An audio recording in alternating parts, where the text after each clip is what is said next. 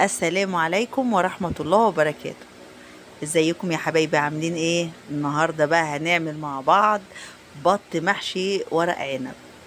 احلى اكلة وجميلة جدا جدا. كنت عند ماما وكانت هتعمل لنا بط محشي ورق عنب، قلت لها لا استني بقى انا اللي هعملها. وعملتها بقى وهوريلكم عملتها ازاي. ولا سلقتها ولا شويتها ولا اي حاجة، حطيتها جوه الكيس وهوريلكم هنعملها ازاي.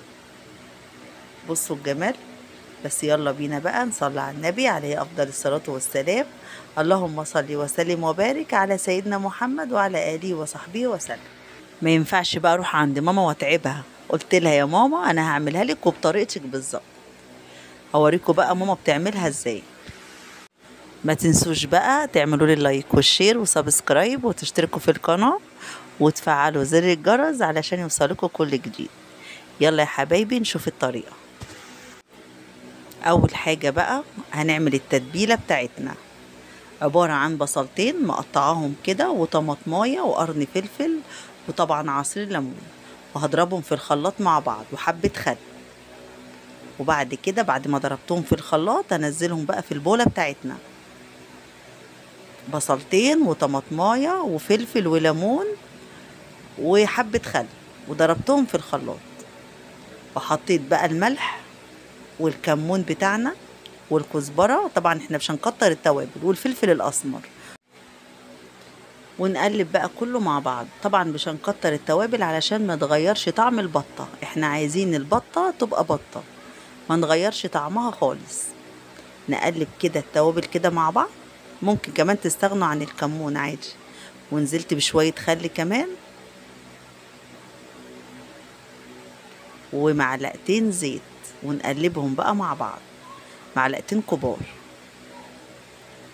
طبعا انا عصرة ليمونتين وانا بضربهم في الخلاط، وحطيت معلقتين صلصة. ونقلب بقى كده. التتبيلة دي بقى بتخلي البطة طعمها تحفة بجد. نقلب كده كله مع بعضه.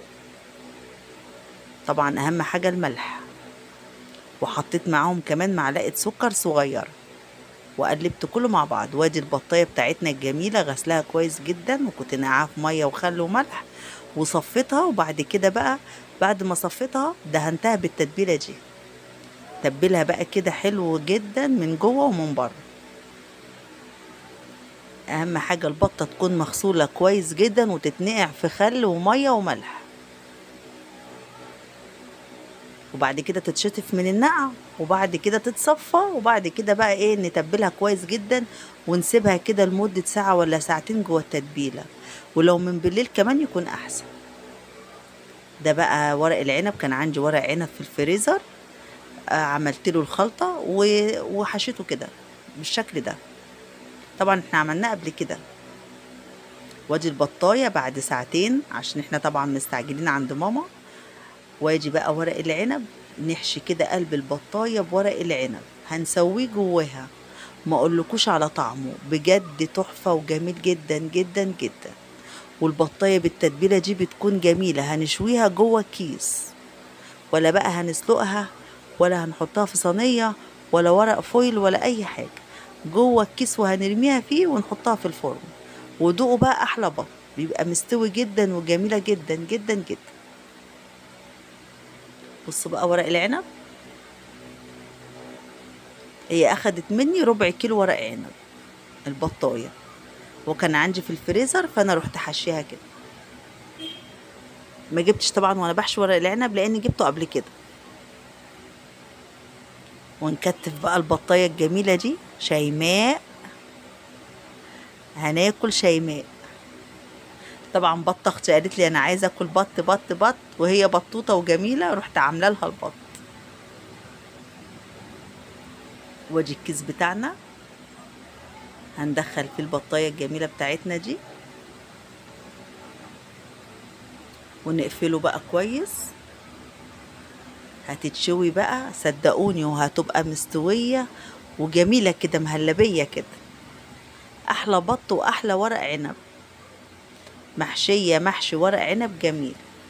بعد كده بقى هخرم البطاية بشوكة او بسكينة كده 5 6 خرام عشان تدخل الهوا جوه وتحمر وتستوي. وبعد كده هحط بقى ايه كوبايتين 3 ميه جوه الصينيه، ونشغل الفرن وندخلها على الشبكه اللي في النص، ونسيبها بقى مع نفسها تعيش حياتها. وبعد ما خرجت بقت بالشكل ده. هي خدت مني ساعتين في الفرن. ايه رأيكم بقى؟ جميلة جدا وطعمها بجد والله تحفة، جربوها. وتنفع في العزومات، وتنفع في اي مناسبة، وتنفع مع لمة العيلة، وتنفع في كل وقت. بصوا بقى مستوية ازاي، وبصوا ورق العنب مستوي ازاي وجميل جدا، طعمه تحفة بجد. بصوا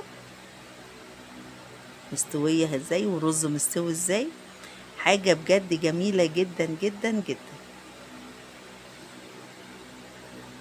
بصوا، اتمنى بقى ان طريقتي تكون عجبتكم، واتمنى ان الفيديو يكون عجبكم، وان عجبتكم طريقتي وعجبكم الفيديو. ما تنسوش بقى قصدي تعملوا لي لايك والشير وسبسكرايب، وتشتركوا في القناة، وتفعلوا زر الجرس علشان يوصلكوا كل جديد. والسلام عليكم ورحمة الله وبركاته.